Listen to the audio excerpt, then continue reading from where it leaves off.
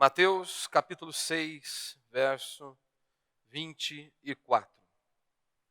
Antes de nós lermos aí Mateus capítulo 6, verso 24, eu sempre gosto de fazer um retrocesso daquilo que nós estamos compartilhando aqui. E aqui no capítulo 6 você precisa se lembrar que nós estamos debaixo de um tema central aqui. E que Jesus já deixou muito claro qual é esse tema ali em Mateus capítulo 6, verso 1, que ele diz, cuidado para não praticardes boas obras diante dos homens, a fim de ser vistos por eles. Do contrário, não tereis recompensa de vosso Pai que está no céu.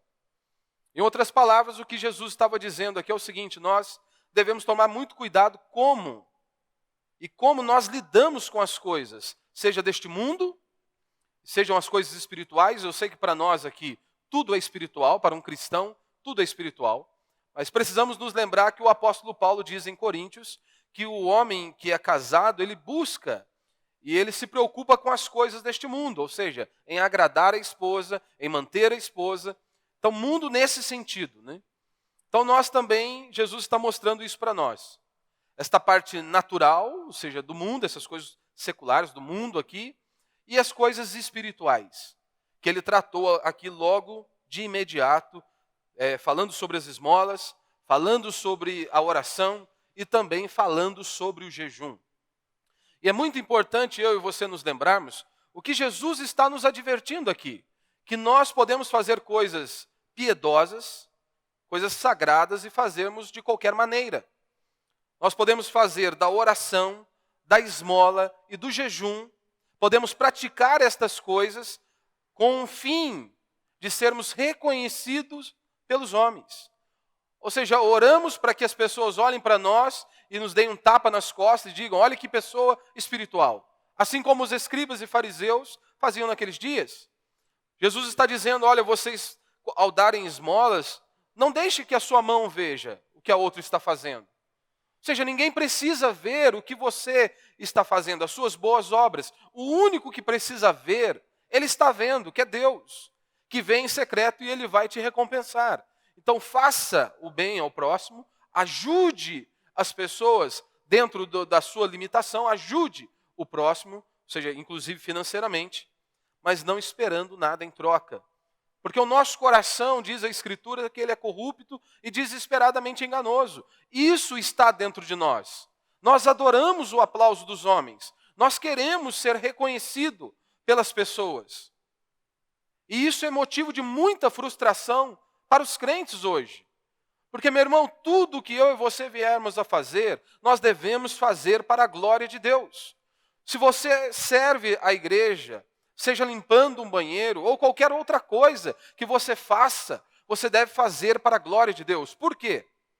Porque mesmo que ninguém venha e lhe dê um tapa nas suas costas, você não vai ficar frustrado, você não vai ficar desanimado, porque você sabe que Deus está vendo.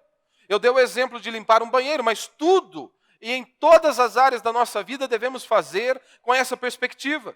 Porque se você ficar esperando do homem, o aplauso do homem, o reconhecimento do homem, você vai se frustrar. Eu sei que por um outro lado, aquela pessoa que ela recebe algo, como por exemplo eu aqui, eu me esforço, de verdade, eu me esforço para reconhecer o que as pessoas fazem aqui na igreja e fazem por mim. Eu me esforço. Mas eu sei que eu sou limitado. Eu sei que eu sou homem e eu sou limitado. Muitas pessoas aqui fazem inúmeras coisas. Coisas que muitas vezes nem chegam ao meu ouvido. E aí? Se não estiver fazendo para Deus, é claro que vai desanimar.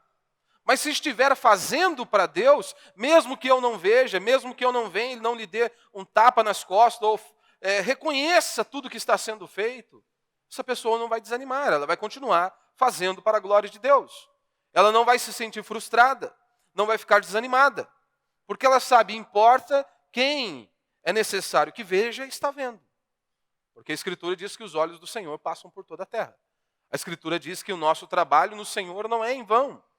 E Jesus está nos advertindo que nós podemos fazer coisas piedosas com uma motivação errada. Como aqui dar esmola esperando ser reconhecido, até mesmo a oração, e inclusive o jejum. A pessoa desfigura o rosto para que as pessoas olhem e digam: olha que pessoa piedosa. Então isso aqui, meu irmão, está dentro de nós. Cada um de nós aqui.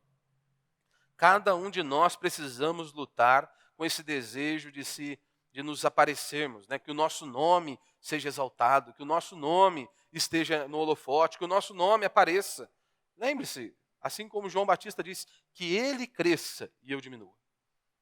Quem tem que aparecer é Deus. Nós deveríamos ficar no anonimato. Nosso nome não precisa se destacar em qualquer lugar. E aí, Jesus faz este paralelo, este contraste, primeiro, destas coisas piedosas, e aí ele mostra essas coisas do mundo, como eu intitulei aqui com coisas do mundo. E Jesus vai falar das preocupações da vida, né, das nossas preocupações, como ele começa ali no verso 19, onde nós já temos estudado um pouco, até o versículo 34. A semana passada eu falei justamente sobre não acumular. Alguns cristãos, eles têm problema com a questão do dinheiro, né? Alguns têm dificuldade. Ou eles tendem para a teologia da prosperidade, né, que é uma teologia triunfalista, onde a grande evidência de que você é filho de Deus é justamente porque você possui muitos bens, muitas propriedades e por aí vai. E é uma mentira isso, porque nós não temos respaldo bíblico para isso. Tanto que nós temos o apóstolo Paulo, que foi usado por Deus para escrever a maior parte do Novo Testamento, e ele termina os seus dias com seus livros e sua capa. E nós olhamos, por exemplo, para Davi e para outros servos de Deus, que tinham muitas e muitas coisas. E os dois eram servos de Deus. Mas aí hoje os crentes, ou eles escolhem o lado da teologia da prosperidade, que aí eles precisam ter esse destaque, essa posição de destaque na sociedade, possuírem muitas coisas, ou eles tendem para um outro grupo que nós chamamos aí, eu chamo de teologia da miséria. Não existe esse termo, né? Mas você vai entender o que eu quero dizer com teologia da miséria. Se de um lado, ele para se sentir espiritual e abençoado por Deus, ele precisa possuir muitas coisas, esse outro adepto aqui da teologia da miséria, parece que quanto mais arrebentado ele estiver, quanto mais na miséria ele está, mais poder de Deus ele tem. Nós temos isso aqui no meio evangélico. Então eles ficam nos dois extremos. E aí eu disse exatamente o que Jesus explicou aqui. Ele diz, olha, não ajunteis tesouros na terra, onde a traça e a ferrugem os consomem, e os ladrões invadem e roubam, mas ajuntai tesouros no céu, onde nem traça nem ferrugem os consome, e os ladrões não invadem nem roubam. Então Jesus ele não tem problema algum em você possuir muitas coisas. Porque alguns crentes muitas vezes se sentem acusados por isso, né? Se Deus te abençoou, que você tenha muitas coisas, glorifique a Deus por isso. Exalte a Deus por isso. Você não precisa ficar acusado, como muitos ficam. Como se ele estivesse errado em possuir coisas, em abençoar pessoas e abençoar a própria família, ao ter tudo aquilo que Deus lhe deu. Não, não há problema algum. O que Jesus está nos advertindo aqui é justamente como nós lidamos com essas coisas. Como que o nosso coração se relaciona com essas coisas que nós possuímos. Como que o seu coração se relaciona com as suas possessões? Porque tanto que no verso 21 ele diz, né, porque onde estiver o teu tesouro, aí também estará o teu coração. Aonde está o seu tesouro, aí também estará o seu coração. Então lembrando que tesouro aqui não se limita apenas a dinheiro. Tesouro, o conceito aqui é muito mais abrangente.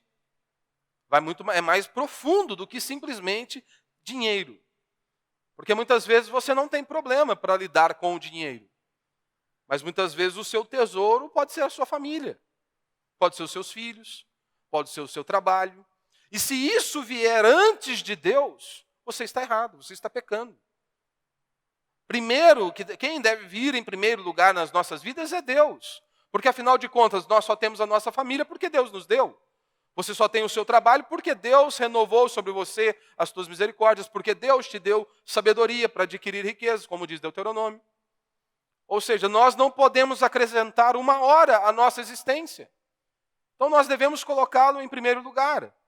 E ele está dizendo, olha, porque aonde estiver o seu tesouro, se o seu tesouro for a sua família, for o seu casamento, for a criação dos seus filhos, for o seu trabalho, aí está o seu coração. Ou seja, você vai trabalhar para isso.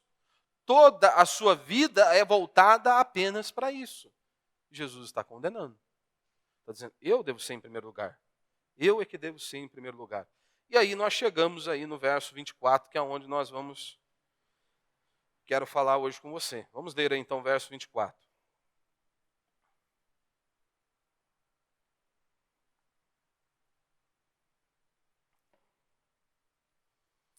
Ninguém pode servir a dois senhores, porque ou odiará um e amará o outro, ou se dedicará a um e desprezará o outro. Não podeis servir a Deus e às riquezas. Até aí. O tema da minha mensagem hoje é: a riqueza pode ser um ídolo. Ou você poderia dar um outro título aqui, como Jesus disse, né, os dois senhores. Não podemos servir a dois senhores. Mas vamos ficar aqui com a riqueza pode ser um ídolo. Como eu disse, o dinheiro em si não é ruim. O problema é o amor. O problema é nós colocarmos o nosso coração no dinheiro. Tudo que nós vamos fazer, nós precisamos e necessitamos do dinheiro. O problema é quando você coloca o dinheiro como propósito existencial. E a Escritura diz que nós estamos errados. O apóstolo Paulo nos adverte quanto a isso. Parece que muitos pastores, eles negligenciam o que o próprio apóstolo Paulo disse, inspirado por Deus, cheio do Espírito Santo de Deus, dizendo que o homem não deve buscar a riqueza. Ele não deve buscar ser rico. Mas os pastores a todo instante estão estimulando as pessoas à cobiça. Eles estão estimulando os homens, os ouvintes, com aquele velho ditado, né? Vocês nasceram para ser cabeça, você não nasceu para ser cauda, você nasceu para ser um sucesso aos olhos deste mundo, e por aí vai. Qual que é o perigo disso? Vamos ver o que o apóstolo Paulo diz. 1 Timóteo 6,9. Mas os que querem ficar ricos caem em tentação, em armadilhas e em muitos desejos loucos e nocivos, que afundam os homens na ruína e na desgraça. Parece que eles não estão nem aí, né, o que o apóstolo Paulo falou. E ele continua. Porque o amor ao dinheiro é a raiz de todos os males. Por causa desta cobiça, alguns se desviaram da fé e se torturam com muitas dores. Este é o conselho do apóstolo Paulo, que é negligenciado em muitos púlpitos evangélicos hoje.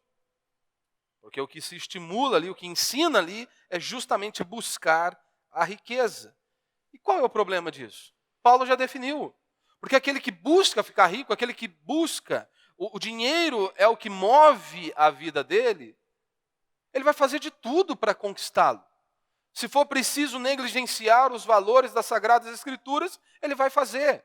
Se for preciso abandonar a família, se for preciso roubar no trabalho, ele vai fazer. Mais cedo ou mais tarde a máscara irá cair. Então este é o perigo que Paulo está nos advertindo aqui. O dinheiro é como um vício para muitos, não é? Algo tão extasiante que faz a pessoa enxergar apenas ele, e mais ninguém. Por isso que muitos partem nesta busca frenética pelo dinheiro e acabam perdendo a família, perdem os filhos, perdem tudo. Quantas pessoas que não viram, inclusive, os seus filhos crescerem? Quantas pessoas que não viram os seus casamentos indo por água abaixo? Porque estavam numa busca alucinada pelo dinheiro, e muitos ainda irão usar o argumento que não, eu estou em busca do melhor para minha família. Mas se você não dá nem atenção para a sua família, que é o melhor que ela precisa, se você não está ali presente para dar amor, carinho, instrução, mas as pessoas partem nesta busca. Então nós precisamos, em tudo que nós vamos fazer, nós precisamos de dinheiro. Isso pode ser uma bênção para nós, depende de como nós lidamos com ele. Quantas pessoas não conseguem visitar os próprios pais? Porque não tem um carro, não tem uma condução. E aí deixa de estar ali, aproveitar estar com os pais, com a família, os familiares, enquanto estão vivos ali. E aí muitos não têm essa oportunidade de estarem juntos, justamente porque não possuem um carro. Então, se eu tenho um carro para eu visitar meu pai, isso é uma bênção. Mas, por outro lado, muitos têm até um carro, só que eles não conseguem visitar os seus pais, eles não conseguem visitar os familiares. Por quê? Porque ele precisa de um outro carro melhor. E para ele obter aquele outro carro melhor, ele vai ter que se sacrificar. Então ele vai ter que se devotar ao trabalho muito e muito mais para conseguir o dinheiro, para ele conseguir comprar o carro que ele tanto almeja. E aí ele já perdeu o foco, agora a pessoa não é mais importante. O que importa agora são os bens. Então, na busca pelo dinheiro, perdem o que é mais importante. Imagine se um homem ele vira juiz, não porque ele acredita que foi vocacionado, ele tem um ofício, ele quer ser um homem da lei, ele quer praticar ali realmente a justiça. Mas se esse não for o desejo deste homem ao se tornar um juiz, e pelo contrário, o desejo dele é riqueza e dinheiro, o que você acha que vai acontecer com ele mais cedo ou mais tarde? Claro que vai se corromper. Nós vemos isso a todo momento no nosso país. Nós vemos isso a todo instante em nosso país. Pessoas se vendendo. Coisas estão ali escancaradas e as pessoas estão ali. Aqueles que deveriam guardar, que deveriam estar ali para guardar o que é certo, são os que corrompem. Porque ele entrou com um propósito, dinheiro. E se alguém chegar e molhar a mão dele para provar algo que é errado, ele vai fazer. Mais cedo ou mais tarde ele vai fazer. A riqueza ela pode ser um ídolo, ela pode se tornar um Deus. E não pense que isso é distante de nós. Talvez você pense nos juízes, nos poderosos, nos políticos, mas isso é algo que atinge a mim e a você, que atinge todos nós. Que muitas vezes podemos fazer do dinheiro um Deus em nossas vidas. Tanto que Jesus, ao usar aqui a expressão, ele foi categórico, ele foi bem preciso ao fazer a comparação. Ele diz que nós não podemos servir a Deus e as riquezas. E quando Jesus diz riquezas, no original ali no grego, significava e apontava para uma divindade dos filisteus, que era justamente para trazer prosperidade para aquele povo. Então o que Jesus estava dizendo para nós é o seguinte: olha, vocês não podem me servir, ou vocês vão me servir, ou vocês vão servir a outra divindade. O dinheiro acaba sendo uma divindade para vocês, acaba sendo um Deus para vocês. E é exatamente isso. Hoje o dinheiro pode ser um Deus para mim e para você. Um evangélico, um crente, hoje ele não se prostra diante de uma imagem. E ele não tem dificuldade em não fazer isso. Mas quantos vivem aprisionados? Quantos vivem numa luta constante? E muitos têm caído e têm dobrado-se diante do dinheiro. O dinheiro tem sido Deus na vida deles. O dinheiro tem ditado as regras. O dinheiro tem ditado como eles devem conduzir a casa. Como eles devem investir o seu tempo. Como eles devem conduzir os seus lares. Então, o primeiro ponto que nós vemos aqui é que não dá para conciliar Deus e a riqueza.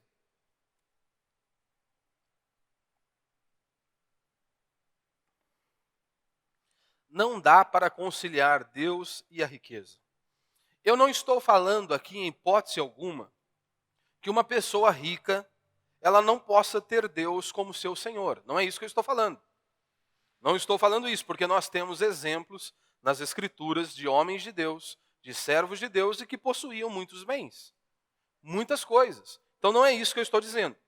Eu estou falando aqui que não dá para conciliar Deus e a riqueza num sentido. E o sentido que eu estou dizendo é: não dá para você colocar Deus mais o sonho de ficar rico. Não dá.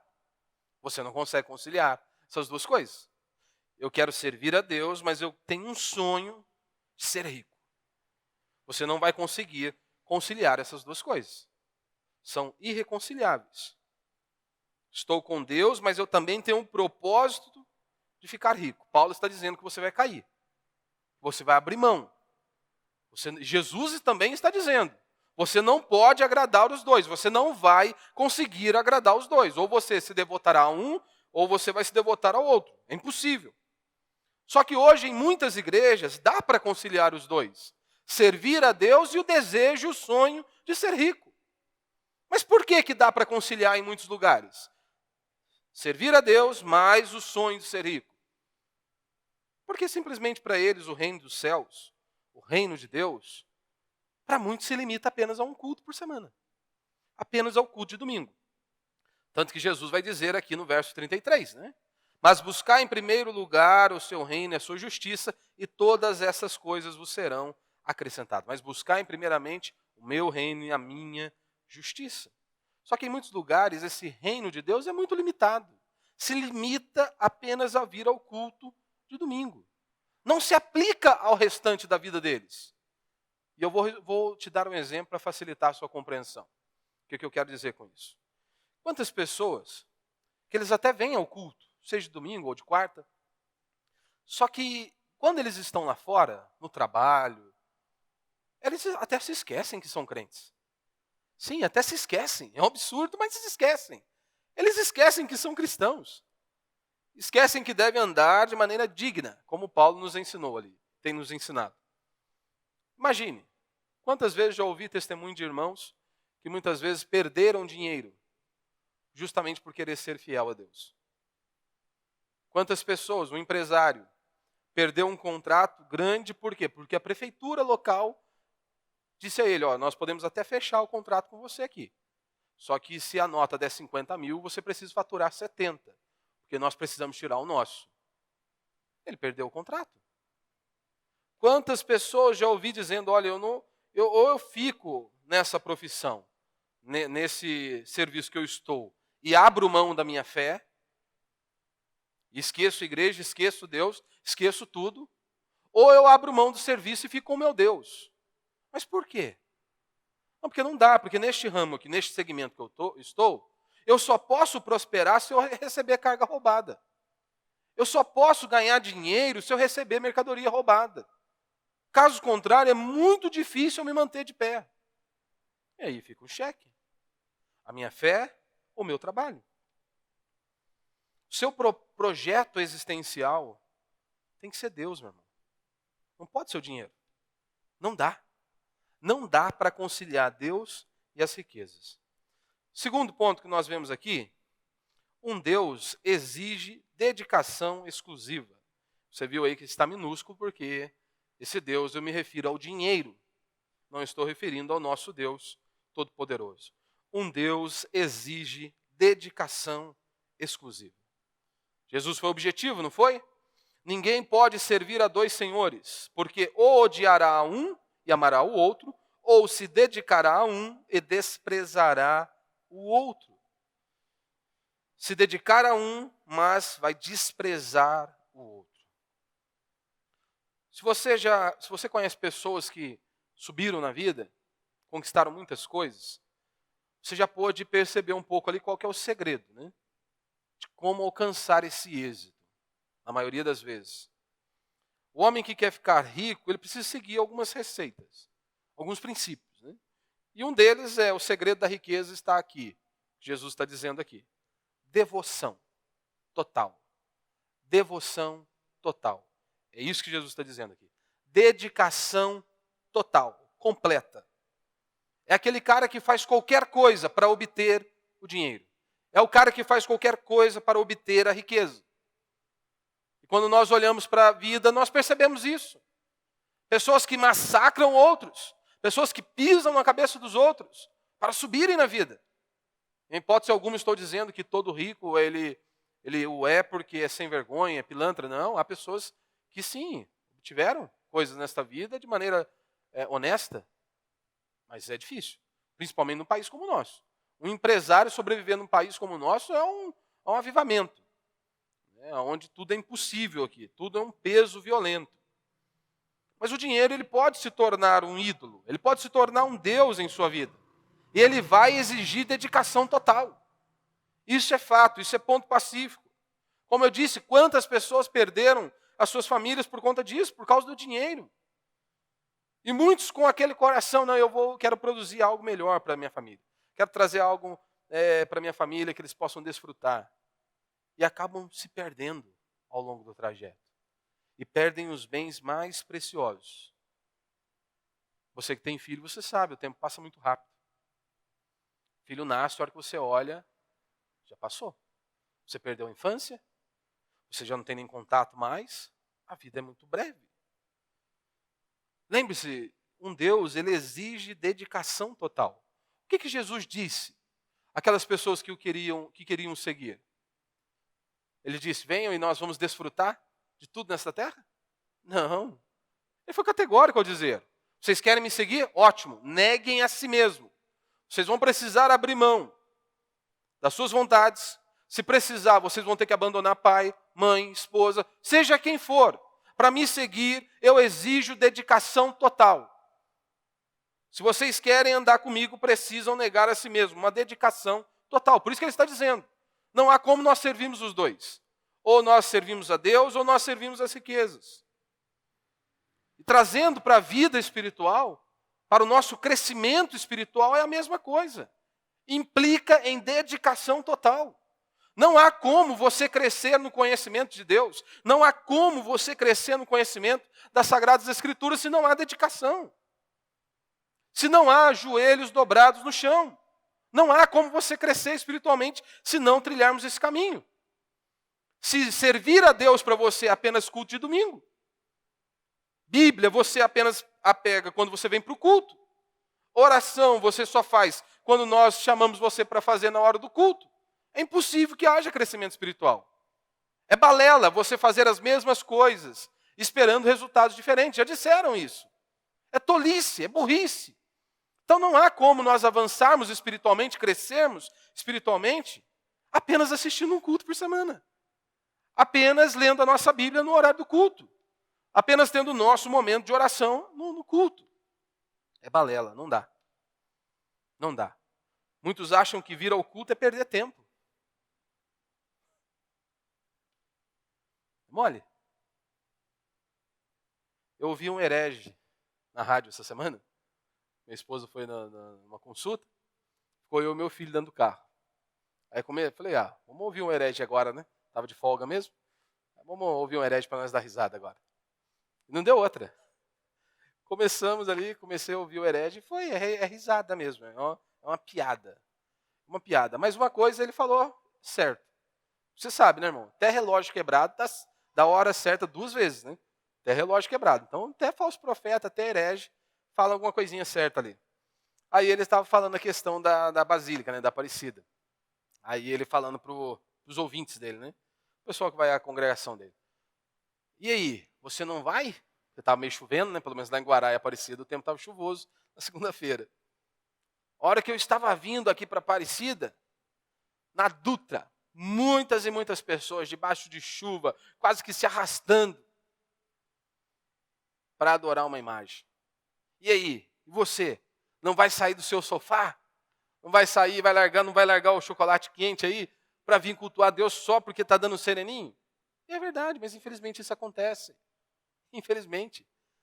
Tem gente que tem muita fé, né? A nuvem está lá em Cunha. Aí o cara diz, vai chover. Hoje não, vai chover lá, né? Hoje vai chover, eu não vou não. Não, meu irmão, cada culto é o momento de nós aprendermos. Cada culto é o momento de nós sermos instruídos na palavra de Deus. Então, se nós temos uma igreja onde há um compromisso com as Sagradas Escrituras, onde há uma fidelidade em se expor o texto sagrado, por que não participar do culto? Por que não estarmos ali, sermos alimentados e confrontados pela palavra de Deus? Terceiro e último princípio para a gente encerrar.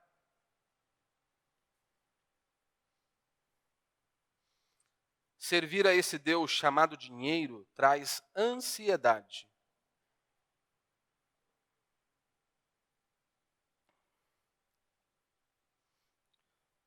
O que o pobre ele pensa acerca do rico? O pobre ele pensa que o rico ele não anda ansioso. Sabe que há uma diferença entre ser pobre e ser humilde, né? Porque principalmente nós brasileiros nós temos uma desgraça, né? Carregamos a desgraça. O cara é pobre, a gente automaticamente associa ele com humilde. Tem nada a ver pobreza com humildade. Você pode ser pobre e ser arrogante. Que na maioria das vezes é o que acontece com a gente. Somos pobres, você não sei, eu sou. Pobre e arrogante. Você pode ser assim. Então não tem nada a ver pobreza com humildade. Mas o pobre ele olha para o rico e pensa o seguinte, não, o rico não fica ansioso. Será? Será se ele não fica ansioso? Meu irmão, todos que vivem para o dinheiro são ansiosos. Todos. Todos que vivem para o dinheiro são ansiosos.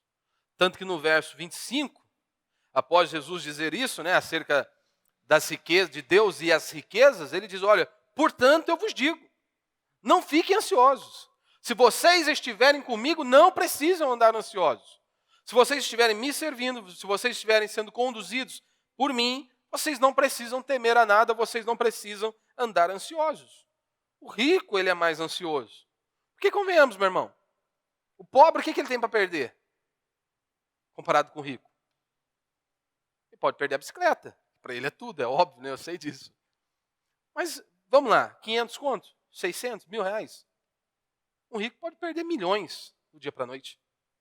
Por isso que muitos nem dormem. Por isso que muitos vivem aflitos. Vamos ver o que Provérbios diz. Melhor é ter pouco com o temor do Senhor do que ter um grande tesouro acompanhado de inquietação. Ou seja, é melhor você viver dia após dia, e a riqueza abençoada é aquela que não é buscada. Você pode ter certeza que Deus irá te abençoar. E tudo que nós precisarmos para cumprir o propósito de Deus, Deus vai suprir. Não precisa temer a nada. Você não precisa temer o amanhã, você não precisa temer as adversidades, não precisa temer nada. E ouça o que Provérbios está dizendo. Melhor você ter pouco com o temor do Senhor do que ter um grande tesouro acompanhado de inquietação. Quantas pessoas não conseguem dormir? Ao colocar a cabeça no travesseiro não tem sono. Vivem angustiados, vivem infelizes. Eclesiastes 5,12 vai dizer, o sono do trabalhador é doce, quer coma pouco, quer coma muito, mas a fartura do rico não o deixa dormir. Essa é a realidade. Todos nós sabemos que as riquezas são instáveis, como também já disse aí o apóstolo Paulo. As riquezas são instáveis. Jesus disse, a traça, ferrugem e ladrão. Ajunteis tesouros no céu, porque lá não vai ter traça, não vai ter ferrugem, não vai ter ladrão. Dois fatores que podem levar o dinheiro. O tempo e as pessoas. Isso é fato. O tempo e as pessoas podem levar o dinheiro. Nada ilustra melhor a economia do que o tempo. Como, por exemplo, hoje você pode amanhecer, está sol, no fim da tarde já está chovendo, ou hoje pode estar sol, amanhã amanhecer chovendo. É algo instável, é imprevisível. O mercado é assim. Quantas pessoas perdem se acontece um negócio do outro lado do mundo? Afeta. Nos afeta aqui e em outros lugares. Dependendo de onde aconteceu, teve o ocorrido, acabou. Todo mundo sai no prejuízo. A economia é assim, hoje ela está boa, amanhã quem sabe, imprevisível. Veja o que Paulo diz em 1 Timóteo. Ele diz, ordena aos ricos deste mundo que não sejam orgulhosos, nem ponham a esperança na incerteza das riquezas. Veja o que Paulo está dizendo. Olha, que eles não coloquem a esperança na incerteza das riquezas, mas em Deus, que nos concede amplamente todas as coisas, para delas desfrutarmos. Instabilidade, né? A incerteza das riquezas. Mas um Deus, ele promove a sensação de segurança. Porque é isso que o dinheiro promove para muitas pessoas. Até que se depare com a doença, até que se depare com algo impossível. Porque para muitos o que traz segurança é isso, é um cartão de crédito, é o dinheiro. Então ele acha que ele pode todas as coisas. Porque uma divindade, um Deus, ele vai promover isso. Essa sensação de segurança. Diferente do nosso Deus, que realmente ele é o nosso escudo e a nossa proteção.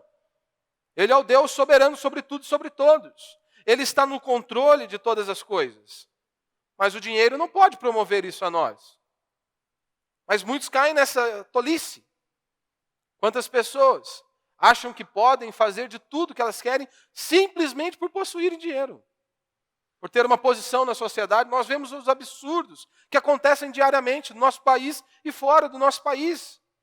Pessoas que acham que podem fazer o que elas querem com os outros, tratarem as pessoas do jeito que eles querem, simplesmente porque eles são bons, de bolso. Mas Paulo está dizendo, a incerteza das riquezas. Incerteza das riquezas. Então um Deus chamado dinheiro, ele é instável. Todos nós aqui podemos testemunhar. Eu não vou nem falar os nomes das empresas que faliram, meu irmão. Porque daí você vai ver que eu estou ficando velho mesmo, né? Então, pensa aí. Quantas empresas que eram consolidadas no mercado aí, empresas aí há anos, de repente sumiram do mapa. Acabou. Ruíram. Ruíram. Sumiu. Acabou. E aí, muitas vezes você sente inveja do outro porque ele possui alguma coisa. Acha que tudo vai durar para sempre. E para a gente encerrar, Jesus ele faz uma comparação aqui dos dois senhores, né? No finalzinho do verso ele diz: não podeis servir a Deus e as riquezas, né? E ele inicia no verso 24 ainda, no começo ele diz: ninguém pode servir a dois senhores. E ele diz no final: não pode servir a Deus e a riqueza, os dois senhores. E naqueles dias, meu irmão, aqueles homens sabiam o que era escravidão. Eles tinham um conhecimento que hoje nós não temos. Tanto que nós temos dificuldades para servir a Deus. Nós queremos dar ordem para Deus, tanto que o apóstolo Paulo constantemente diz que nós somos servos de Deus. E servos ali, no sentido mais básico da palavra, era escravo. Então hoje nós não entendemos muito sobre escravidão. Porque se nós entendêssemos um pouquinho o conceito de escravidão, nós não teríamos essa afronta que nós temos hoje. Dos crentes querendo dar ordem para Deus, dos crentes querendo mudar a escritura. Porque, meu irmão, um escravo, mesmo que ele possuísse filhos, os filhos não eram dele. Os filhos eram do Senhor, do seu dono. Né? E quando eu digo Senhor, era do proprietário daquele escravo. Se vencesse o tempo e ele quisesse ir embora, os filhos ficavam. Os filhos pertenciam aos donos, aos senhores. Então, ser escravo do dinheiro é sofrimento. Mas nós sermos escravos de Cristo, pertencemos a Deus, isso traz paz. Isso traz refrigério para nós. Nós não precisamos temer a nada, nós não precisamos temer as adversidades. E aí você precisa se lembrar também que o escravo, ele não tem nada. O que ele tem? Nada. Tudo é do seu Senhor. Como ele não tem nada, ele não precisa se preocupar com nada. Não é? A única coisa que ele se preocupa é em fazer a vontade do seu Senhor. O resto vai vir. Vai vir a comida, vai vir a roupa, vai vir a moradia. Vai vir. O mesmo se aplica para nós aqui hoje. Se nós somos escravos do Senhor, pertencemos a Ele. Se Ele é o nosso dono, escravo por quê? Porque um dia Cristo veio ao nosso encontro e nos comprou. Um dia, Ele veio há mais de 2000 anos e a ira de Deus Pai foi descarregada sobre Ele. Então muitos cristãos eles acham que nós éramos escravos do pecado, escravos do diabo. E aí um dia Jesus veio, morreu na cruz e falou assim, voem como vocês quiserem agora. Não foi isso que aconteceu. Ele nos comprou. Nós somos propriedade exclusiva dele. Nós pertencemos a Cristo. Nós pertencemos a Deus. Então ele é o nosso dono. Ele é o nosso Senhor. Então nós não precisamos temer. Tanto que Jesus vai dizer isso aqui. E nós vamos ler para encerrar. Se Jesus é o nosso Senhor, a situação muda completamente. Se o dinheiro é o seu Senhor, com certeza você vai estar aí preocupado, aflito, angustiado por diversas situações. Mas se Jesus for o seu Senhor, para quem faz de Jesus o seu Senhor, só nos resta ler aqui os versículos seguintes. E acompanhe comigo aí na sua Bíblia. Verso 25. Por isso vos digo, ou seja, se vocês me servirem, se vocês andarem comigo, olha o que Jesus disse para mim e para você. Se Jesus é o seu Senhor, ele diz, não fiqueis ansiosos quanto à vossa vida, com o que comereis ou com o que bebereis, nem quanto ao vosso corpo, com o que vestireis. Não é a vida mais do que o alimento e o corpo mais do que o vestuário? Olhai para as aves do céu, que não semeiam, nem colhem, nem ajuntem em celeiros, mas vosso Pai Celestial as alimenta. Acaso não tendes muito mais valor do que elas? Qual de vós, por mais ansioso que esteja, pode acrescentar sequer uma hora à duração de sua vida? E porque andais ansiosos quanto ao que vestir, olhai como os lírios do campo crescem. Eles não trabalham nem tecem. Mas eu vos digo que nem Salomão, em toda a sua glória, se vestiu como um deles. Se Deus veste assim a planta do campo, que hoje existe e amanhã é jogada no forno, quanto mais a vós. E aí ele explica o porquê que o homem muitas vezes anda assim. Homens de pequena fé. Portanto, não vos inquieteis dizendo: o que comeremos, o que beberemos, com que nos vestiremos? Pois os gentios é que procuram todas essas coisas. E de fato o vosso Pai Celestial sabe que precisais de tudo isso. Mas buscai primeiro o seu reino e a sua justiça, e todas essas coisas vos serão acrescentadas. Não vos inquieteis, pois, pelo dia de amanhã, porque o dia de amanhã trará suas próprias preocupações. Basta a cada dia o seu mal ou o seu problema. Notou aqui no verso 33, mas buscai primeiro o seu reino e a sua justiça, e todas essas, notou aqui? Todas essas coisas vos serão acrescentadas. Os crentes distorcem até o versículo. Eles dizem que todas as coisas nos serão acrescentadas. Jesus não prometeu isso para nós. Ele diz todas essas coisas. Quais coisas que ele acabou de falar? Bebida, vestimenta, não é? Comida, bebida e vestimenta. Você não precisa se preocupar com nada. Com o que comeremos, o que beberemos, com o que nos vestiremos. Ou seja, ele está e vai nos suprir a cada uma das nossas necessidades.